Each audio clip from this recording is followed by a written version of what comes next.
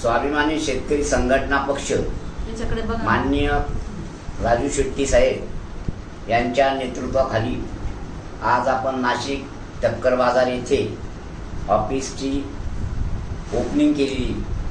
आपण ऑफिस ताब्यात घेतलेलं आहे, परंतु सदरच्या ऑफिसला आपल्याला अधिकृतपणे उद्घाटन करायचं आहे।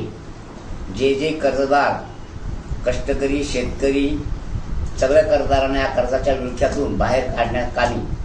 राजू शेट्टी सारख्या राष्ट्रीय नेत्याची गरज आहे आणि आज आपल्याला या कर्जाच्या विळख्यातून बाहेर काढण्यासाठी आणि आपलं कर्ज राईटअप करून घेण्यासाठी आणि आपला लढा जसा महाराष्ट्र शासनाची तसा केंद्र सरकारची सुद्धा आहे।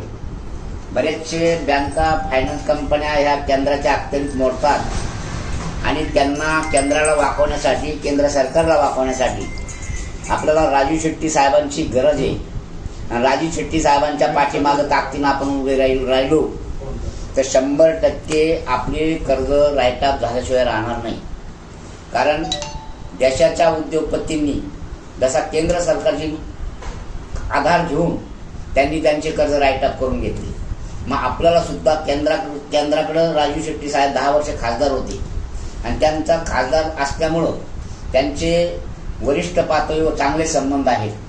ते रिझर्व्ह बँकेच्या गव्हर्नरला वाकू शकतात, केंद्र सरकार बऱ्याचशा मंत्र्यांना ते वाकू शकतात, वित्त मंत्रालयाला सुद्धा राजू शेट्टी साहेब वाकू शकतात आणि त्यांच्या मार्फत आपण एकमुखी संविधानाचं कलम 14, संविधानाचं आर्टिकल 21 या देशामध्ये सर्वांना समान अधिकार आहे आणि समान अधिकार हा ही बाजू सक्षमपणे सरकारपुढे मांडायची असेल तर त्यासाठी आपल्याला राजू शेट्टी साहेबांच्या नेतृत्वाखाली या ठिकाणी हा कर्जमुक्तीचा लढा द्यायचा आहे आणि आपल्याला आपलं कर्जाच्या विळख्यातून वाचायचंय। म्हणून आपण या ऑफिसच्या माध्यमातून येत्या 3 तारखेला राजू शेट्टी साहेबांच्या हस्ते या स्वाभिमानी शेतकरी संघटना पक्षाचं उद्घाटन या ठिकाणी करतो आहे। प्रत्येक कर्जदाराने, शेतकरी असो कोणताही कर्जदार असो, त्या कर्जदाराने राजू शेट्टींच्या या ऑफिसला भेट द्या, संघटनेची भूमिका समजून घ्या। आपला लढा आहे कर्जमुक्तीसाठी। आता आपण फक्त कर्जमुक्तीसाठी लढायचं आहे, म्हणून या लढ्यामध्ये सगळ्यांनी सामील व्हा।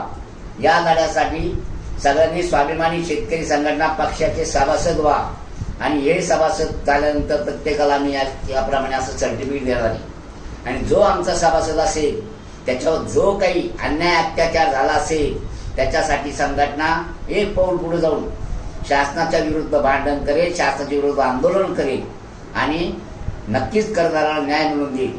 जय हिंद, जय महाराष्ट्र। बरोबर।